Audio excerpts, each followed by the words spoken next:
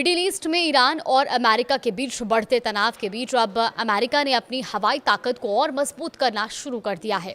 खबर है कि अमेरिका ने सेंटकॉम यानी कि मिडिल ईस्ट कमांड के क्षेत्र में 50 से ज़्यादा अतिरिक्त लड़ाकू विमान तैनात किए हैं। इसे क्षेत्र में बढ़ते तनाव और संभावित सैन्य अभियानों की तैयारी के तौर पर देखा जा रहा है। अब सवाल ये है कि आखिर अमेरिका ने कौन कौन से फाइटर जेट भेजे हैं और इसका मकसद क्या है। आइए आपको आसान भाषा में समझाते हैं। नमस्कार, आप देख रहे हैं न्यूज़ 18 का डिजिटल प्लेटफॉर्म और मैं हूं आपके साथ जागृति खंतवाल। अमेरिका ने यूरोप के अलग अलग एयरबेस से कई advance fighter jet middle east की ओर भेजे हैं।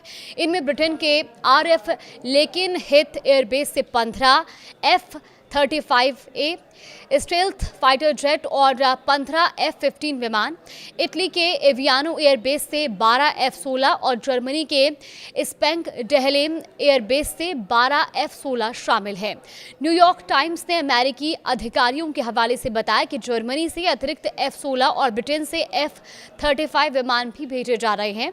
इनके साथ ही एरियल रिफ्यूलिंग एयरक्राफ्ट भी तैनात किए गए हैं जो उड़ान के दौरान ही लड़ाकू विमानों में ईंधन भर सकते हैं।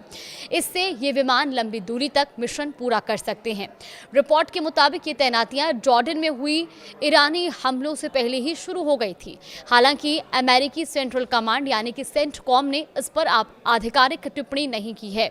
अब सवाल यह है कि अमेरिका अपनी हवाई ताकत क्यों बढ़ा रहा है। देखिए, रिपोर्ट के अनुसार ईरान के साथ चल रहा संघर्ष अब 9वीं रात तक पहुंच चुका है। अमेरिका का उद्देश्य स्टेट ऑफ होर्मुज में जहाजों पर होने वाले हमलों को रोकना और ईरान की मिसाइल और ड्रोन क्षमता को कमजोर करना बताया जा रहा है।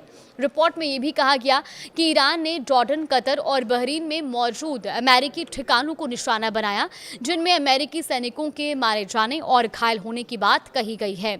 अमेरिका की रणनीति को डिटरेंस यानी कि विरोधी को हमले से रोकने वाली रणनीति माना जा रहा है।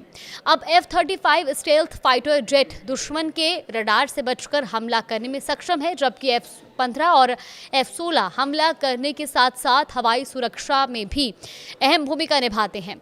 रिपोर्ट के मुताबिक अमेरिका इससे पहले ईरान के बैलिस्टिक मिसाइल ठिकाने और कमांड सेंटर और साथ ही बंदरगाहों पर भी हमले कर चुके हैं। अब अतिरिक्त फाइटर जेट्स की तैनाती से हवाई अभियानों की संख्या और उनकी क्षमता दोनों बढ़ सकती है। इस पूरे घटनाक्रम का असर सिर्फ ईरान और अमेरिका तक सीमित नहीं है। जॉर्डन, कतर और बहरीन जैसे देशों में मौजूद अमेरिकी सैन्य ठिकाने भी इस तनाव से प्रभावित हुए हैं।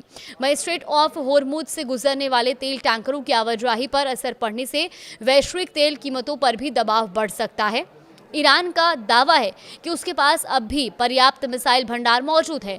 हालांकि लगातार हो रहे अमेरिकी हमलों से उसके कुछ बुनियादी ढांचे जैसे कि पुल, पानी के प्लांट और तेल निर्यात से जुड़े केंद्रों को नुकसान पहुंचने की खबरें भी सामने आई हैं। तो कुल मिलाकर अमेरिका की ये नई सैन्य तैनाती केवल सुरक्षा बढ़ाने तक सीमित नहीं मानी जा रही, बल्कि इसे संभावित आक्रामक रणनीति का भी हिस्सा माना जा रहा है। दूसरी ओर ईरान ड्रोन और मिसाइलों के जरिए जवाब देने की कोशिश कर रहा है। ऐसे में अगले आने वाले दिनों में मिडिल ईस्ट की स्थिति किस दिशा में जाती है, इस पर पूरी दुनिया की नजरें बनी रहेंगी।